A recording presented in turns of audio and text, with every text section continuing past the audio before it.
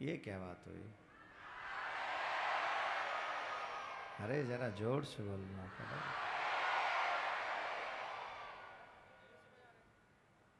संसार में दो वस्तु दुर्लभ है, सुत दारा और लक्ष्मी पापी के होय, संत समागम हरि कथा तुलसी दुर्लभ दोय।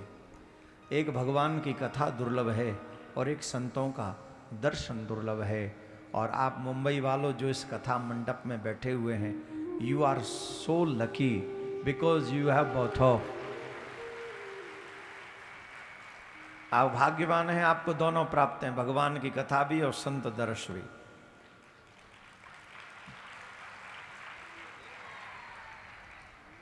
और ये तभी संभव है जब आपने अपने कल्याण के मार्ग को चुन लिया है। जिन लोगों का ईगो, जिन लोगों का क्या बोले हम, माया का प्रभाव, संसार में द्वेष ईर्ष्या न जाने कौन कौन सी भावनाएं जब मन में आ जाती हैं तो व्यक्ति भगवान से दूर हो जाता है। मैं आपको एक बात बता दूं, जब आपके मन में सत्संग के प्रति चाव चढ़ने लगे तो समझना ठाकुर जी की कृपा है, वो आपसे मिलने को तैयार हो रहे हैं। और जब आपको सत्संग से घृणा होने लगे, वहां न जाने का निश्चय मन में आने लगे, तो समझ लेना कि अब हमारे पतन की तैयारी हो रही है। सत्संग कब मिलता है? अपने ईगो से ऊपर उठकर। तुम कौन हो? हाड़मास के पुतले के सिवा क्या हो? किस चीज का घमंड है तुम्हें? गोरी चमड़ी का? तो हमसे ज्यादा गोरा तो हमने तो गांव में कई सुअर भी देखे। सुअर जानते? सुअर, पिग, पिग अंग्रेजी में पिग बोलते हैं। यहां कोई इंसान इतना गोरी चमड़ी का नहीं है जितना वो सुअर होता है। तो तुम्हें तो तुमसे ज्यादा अभिमान उसको होना चाहिए। तुम्हें किस बात का अभिमान है? अपने नैनों का। तुमसे अच्छे नैन तो मृग के हैं, मृग नैनी कहते हैं ना, तो मृग के हैं। नाक का अभिमान है तो तुमसे अच्छी नाक तो तोते की होती है। कंठ का अभिमान है, चाल का अभिमान है तो चाल के लिए कहा गया है कैसी मोरनी की तरह है। तो न जाने सारे उदाहरण तो पशुओं में से हमको दिए जाते हैं। तो अहंकार अगर हमें भगवान से दूर करता है, सत्संग से दूर करता है, वही हमारा पतन है। गोपियों में प्रेम की एक बहुत अच्छी बात यह रही कि गोपियों ने कभी भी अपने मैं को नहीं रखा फ्रंट पे। गोपियों के मन में एक ही भावना रही कि तुम हो जो कुछ हो, हम तो कुछ भी नहीं। हम सीधे रास पे आते हैं।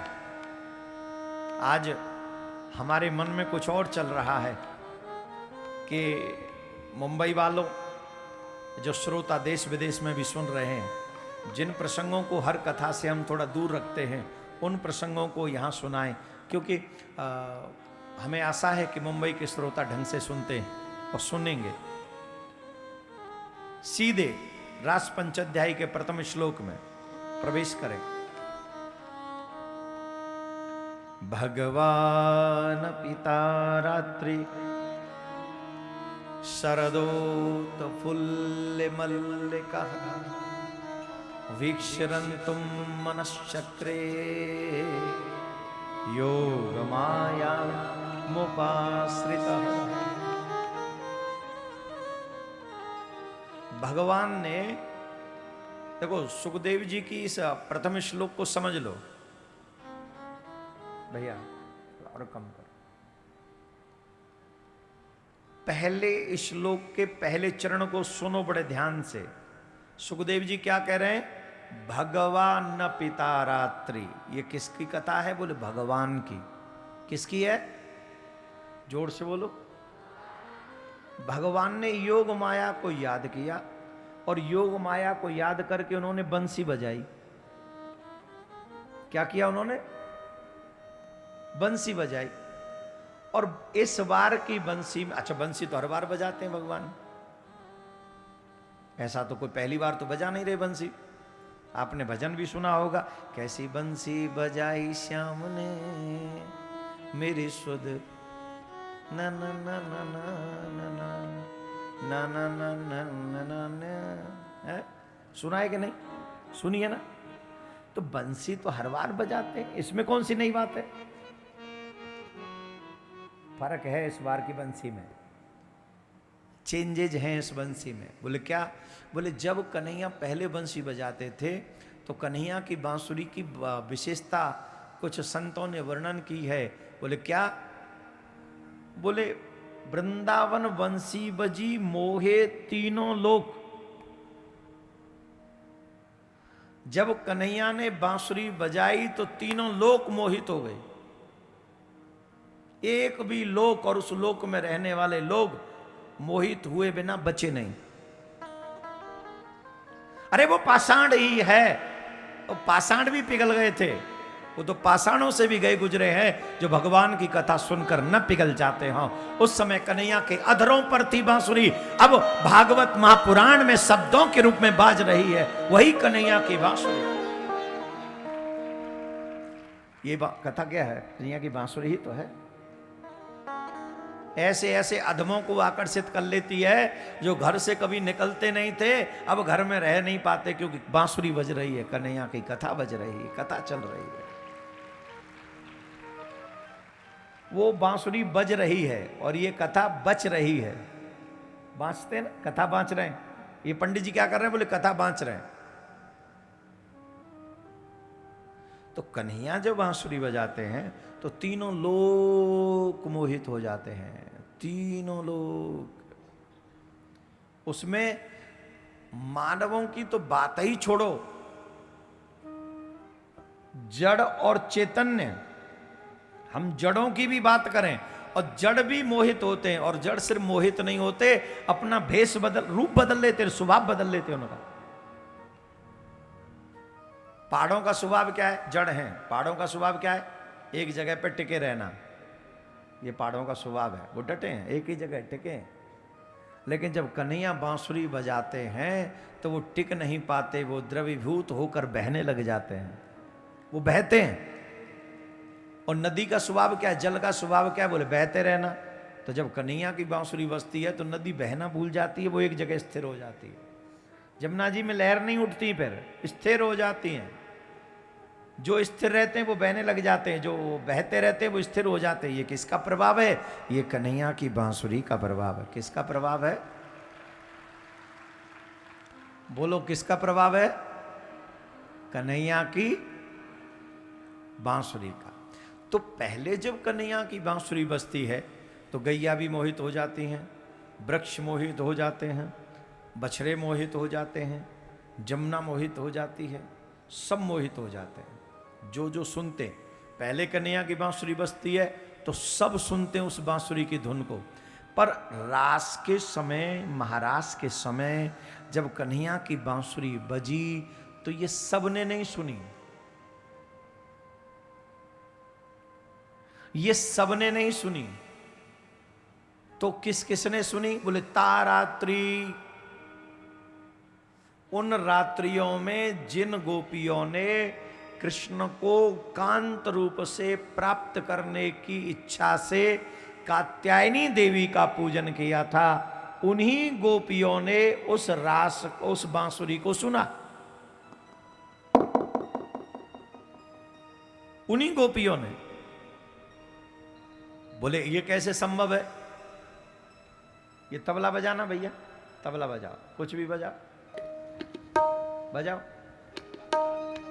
जल्दी बजाओ,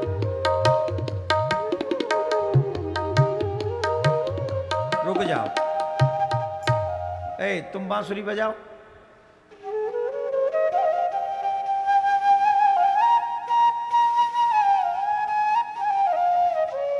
अब ये बांसुरी बंद करो, शहनाई बजाओ, शहनाई।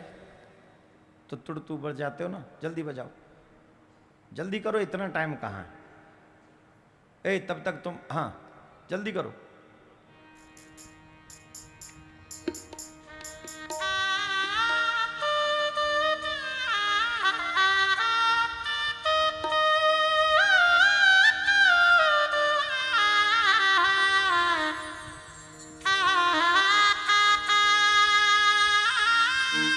बस। अब यहां पर कोई ऐसा बैठा है जो ये कहे कि हमने नहीं सुना? सबने सुना है। तबला किस किसने सुना? बंसी किस किसने सुनी, शहनाई किस किसने सुनी। अच्छा, हम पे और भी साधन है, बाजो भी है, केसियो भी है, ऑर्गन भी है, और क्या क्या है हम पे, वो भी है। बजाइए भैया, तू बजाइए ना, तू भी बजा। पैसा खर्च करते तो सुनो ना, सब लाए, सिस्टम इकट्ठा करना पड़ता है, पैसा देना पड़ता है ना। तुम नहीं बजाओ, ये बजाएगा। हाँ बजाओ, मध्य प्रदेश की स्टाइल में बजाओ, कुछ जल्दी बजाओ।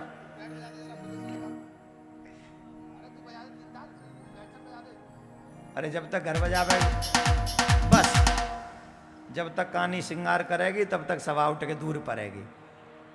रुक जाओ। हाँ, हम क्या कह रहे थे? अभी रुको 5-10 मिनट, आनंद ले। हम क्या कह रहे थे? सबने सुना? पक्का? क्यों सुना तुमने? क्योंकि बजाने वाला इंसान मानव बजा रहा है, और जब मानव कोई कार्य करता है तो उसका कंट्रोल नहीं, उसकी ध्वनि प्रकृति ने जितनी निर्धारित की है वो सब तक पहुंचेगी ही पहुंचेगी। परंतु ये जो बांसुरी है, ये बांसुरी बजाने वाला मानव नहीं है।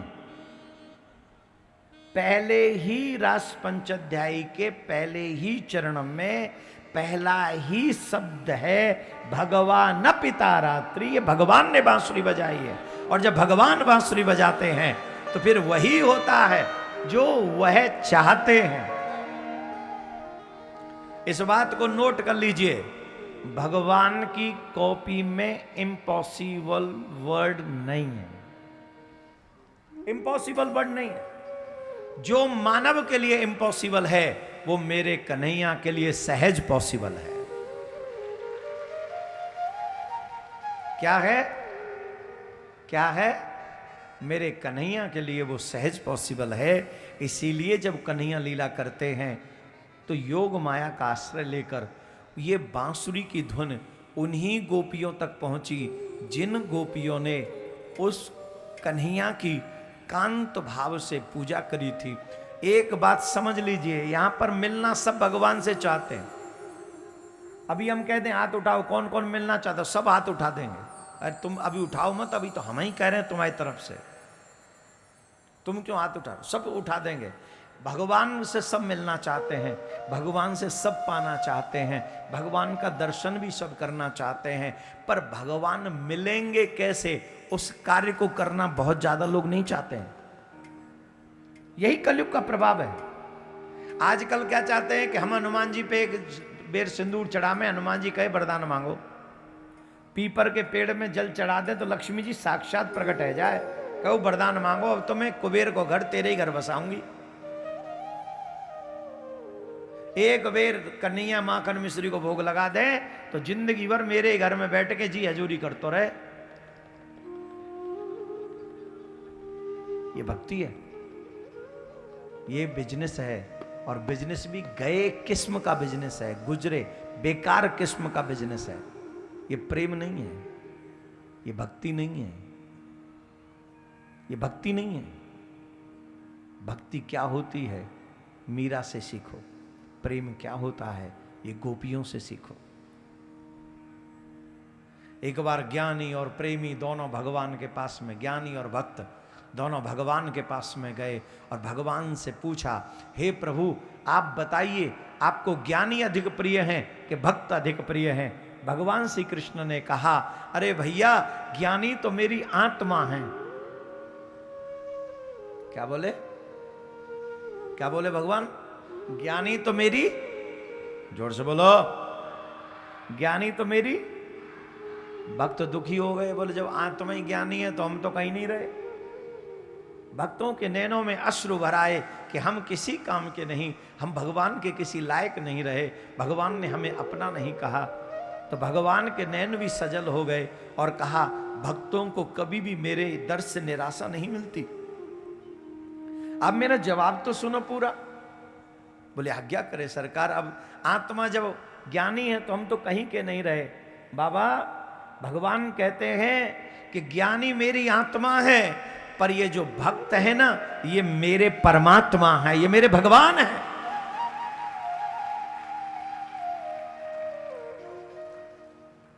ये जो भक्त हैं ये मेरे भक्त भगवान है। मैंने जो भक्तन हाथ बेकान, आठों याम हृदय में राखूं, पलक नहीं बिसराऊं। ये भक्तों को 24 घंटे में अपने हृदय में रखता हूं। ऐसे भक्त मस्त मलंग, जहां प्रेम से बुलाए चले गए, उसकी राजी में रजा है। यों भी वाह वाह है और यों भी वाह वाह है। जो ऐसे भक्त होते हैं ठाकुर जी उन्हें अपना भगवान बनाकर रखते हैं।